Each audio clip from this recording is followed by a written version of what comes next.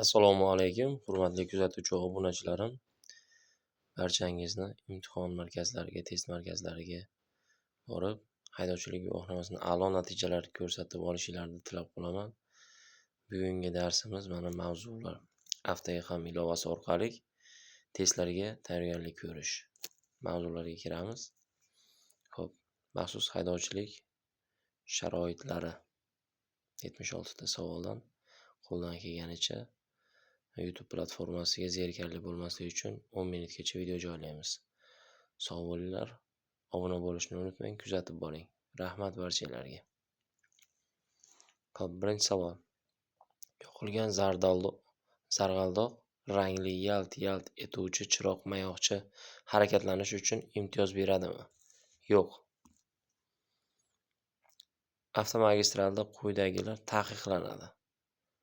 Javoblarni o'qiymiz. Bu yerda barcha yuqorida ko'rsatilgan barcha holatlar.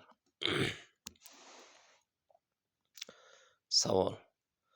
O'ngga burilganda shu belgi bilan belgilanadigan bo'lakka o'tishga ruxsat etiladimi?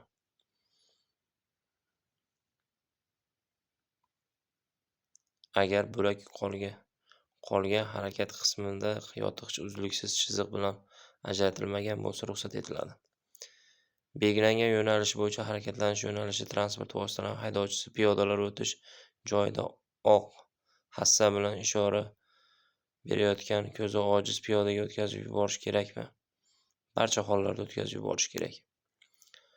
Oldi transport vositasi to'xtab turgan tartibga solinmaydigan piyodalar o'tish joyiga yaqinlashib kelmoqdasiz. Siz nima qilishingiz kerak? Piyodalar o'tish joyiga yaqinlashib kelyapmiz. Harakat davom ettirish lekin to'xtab turgan transport vositasini oldida piyodalar yo'qligini ishonch hosil qilgan holda. Shu javob to'g'ri. Xo'p, albatta mayoqli. Qizil avtomobil haydovchisi yaltirlovchi chiroq, mayoqli va maxsus tovushli ishora yoqilgan transport vositasi yaqinlashib kelayotganda siz nima qilishingiz kerak? Albatta yo'l berish kerak. Xo'p, mazkur belgi bilan belgilangan hududda qanday cheklovlar o'rnatilgan? Transport vositalarini boshqarish o'rganish taqiqlangan. Svetoforning taqiqlovchi ishorasi shlagbaum ochiq bo'lganda haydovchi nima qilish kerak?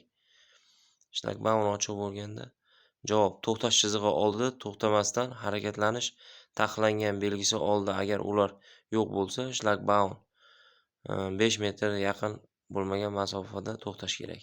Shu javob to'g'ri. Xo'p, yopiq shlagbaum oldida turgan transport vositasi aylanib o'tishga ruxsat etiladimi? Taqiqlanadi. Temir yo'l kesishmasida umumiy xatar ishorasi sifatida quyidagi ishoralar turkumi xizmat qiladi. Xo'p, ikkita uzun, ikkita qisqa tovush, bitta uzun va 3 ta qisqa tovush. Shu javob to'g'ri.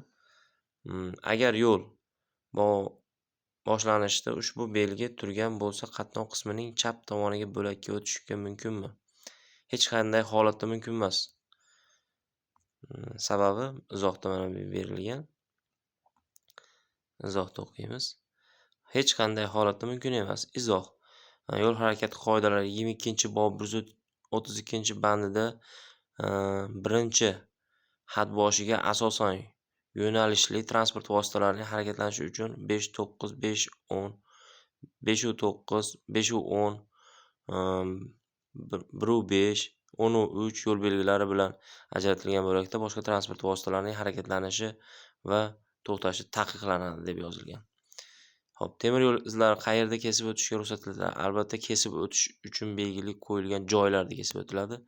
13-savol. Xo'p, piyodalarga e'tibor beramiz, znaklarga va tramvayga.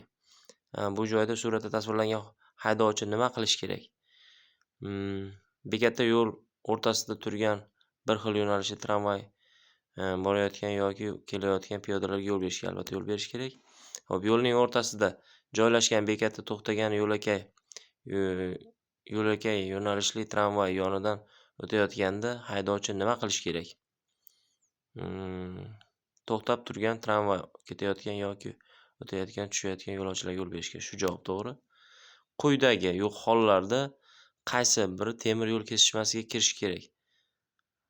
Bu yerda svetoforning taqiqlovchi ishorasi yonganda shlagbaum ochiq turgan holatda. Shu javob to'g'ri. 16. Yaltiroq ko'k mayoq va unga qo'shimcha maxsus tovushli ishora yoqilgan transport vositasi sizga yaqinlashib kelmoqda. Siz transport vositasiga qarshi harakatlanayotgan bo'lsangiz nima qilishingiz kerak? Yo'l yoqasida yoki qatnov qismining chetida to'xtash yo'q. Mayoqcha ishorasi yoqilgan transport vositasini xalaqit bermasdan yo'l chetida harakatlanish. Shu javob to'g'ri. Rasmda ko'rsatilgan rasmga e'tibor beramiz. Rasmda ko'rsatilgan holatda yo'lovchilar tushirish uchun to'xtashga ruxsat etiladimi? Albatta ruxsat etiladi. Piyodalarga, avtobusga va bu mashinaga e'tibor beramiz. Haydovchining qaysi biri to'xtashga majbur? Albatta yengil avtomobil haydovchisi to'xtashga majbur. Quyidagi poyezdning to'xtash ishorasi bo'lib xizmat qiladi. Qo'lni kunduzi bir parcha yorqin mato yoki uning ko'rinadigan bir narsa bilan uni tunda mash'ala yoki chiroq bilan gir aylantirish. Shu javob to'g'ri. Xizmat vazifasini bajarayotgan shlagbaum o'zboshimchalik bilan ochishga yoki uni aylanib o'tishga ruxsat taqiqlanadi. Vaqtimizga qarab 6:25. Imtihonga kirganimizga 6 minut 25 sekund o'tyapti ekan. 21-savol. Xo'p, ko'k avtomobil chorrahani kesib o'tadi. Nechinchi bo'lib kesib o'tadi ko'k avtomobil? 3-bo'lib. Javob to'g'ri. 22. Haydovchi yaqinlashib kelayotgan poyezdni o'tkazib yuborish uchun to'xtash yotiq chizig'i yoki to'xtamasdan harakatlanish taqiqlangan belgisi qanday masofada to'xtash kerak? Hop, 1,5, 2,5, 5, 10. Bevosita to'xtash yotiq chizig'i yoki belgi oldida. Shu javob to'g'ri. Hop, avtomagistralda to'xtashga ruxsat etiladimi? To'xtash joyi yoki dam olish joyi belgisi qo'yilgan maxsus maydonda ruxsat etiladi. Shu javob to'g'ri. Barchalarga rahmat. Sog' bo'linglar, omon bo'linglar, kuzatib borishda davom etinglar. Albatta qo'llab-quvvatlashda sizlardan so'rab qolardim. Sizlar bilan Obbosxon TV bo'ldi. Keyingi darslarda, keyingi mavzularda ko'rishguncha deb qolaman. Rahmat barchalarga.